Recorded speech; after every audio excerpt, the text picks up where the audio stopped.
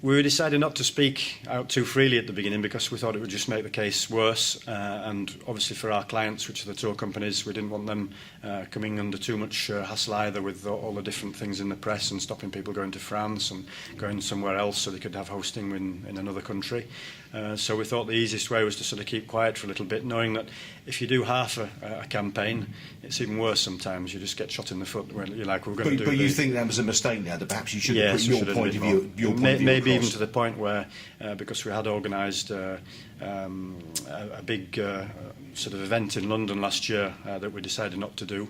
Maybe it would have been good to continue because we did it when we did in Paris. It was absolutely fantastic. People enjoyed it. That would have been really good to come to London and do that. It was a pity we didn't do it, but it perhaps would have been better. But also certainly to reply to some of the quotes in the press. Because one of the UK's largest tour operators, in fact the largest tour operator, Crystal, has stopped using the ESF in a small number of its resorts in France. There's about 11, I think, but they are the major resorts. A third of the resorts. Do you see that as a major problem?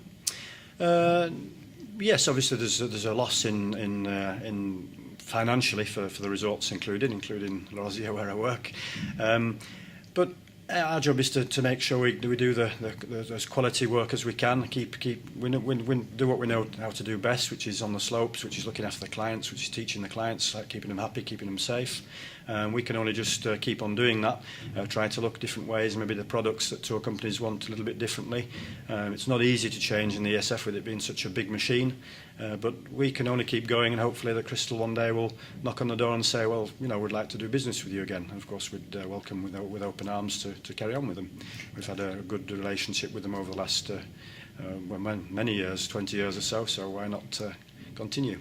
As I said, there's been quite a number of misconceptions about all this, but I mean, what you're saying there basically is this is the law in France, that you need to have certain qualifications to lead groups of people around the mountains, and the simple fact of the matter is that the tour hosts from the ski company simply don't have that qualification. No, I must say, being British and knowing what the British public like, I do realise that hosting, people are always going to argue you don't need a full instructor's licence just to be able to take people on the slopes.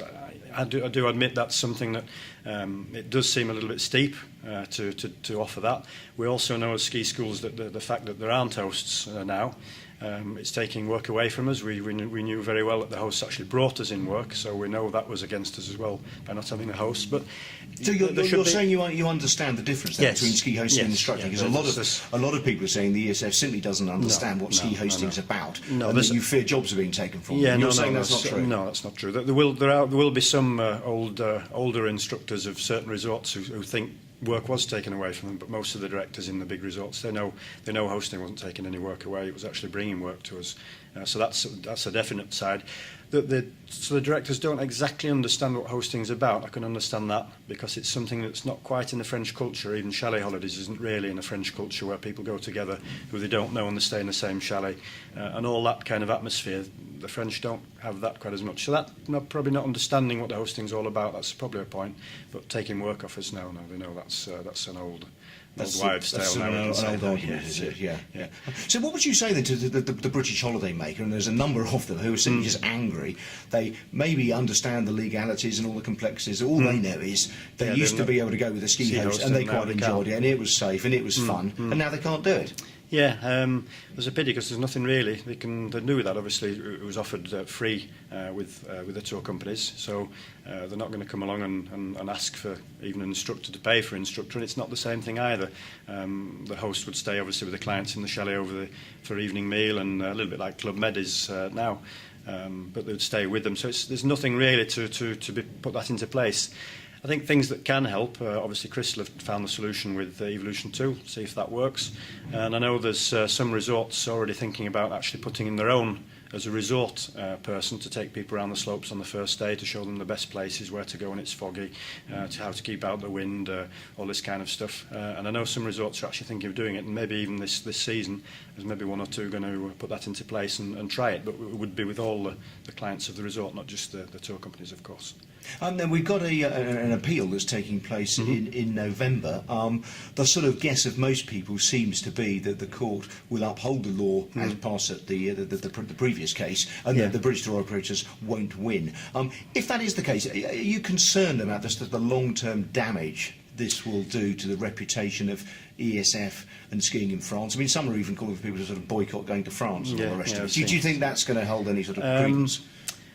No, not really. Where it'll go after, I don't know, because I think obviously if the case is lost for the British tour companies this time, or for Nick Morgan, maybe it'll. I think they'll probably go to Brussels after that. It's a different kettle of fish after that. You know, it's out of our hands, out of everybody's hands, really.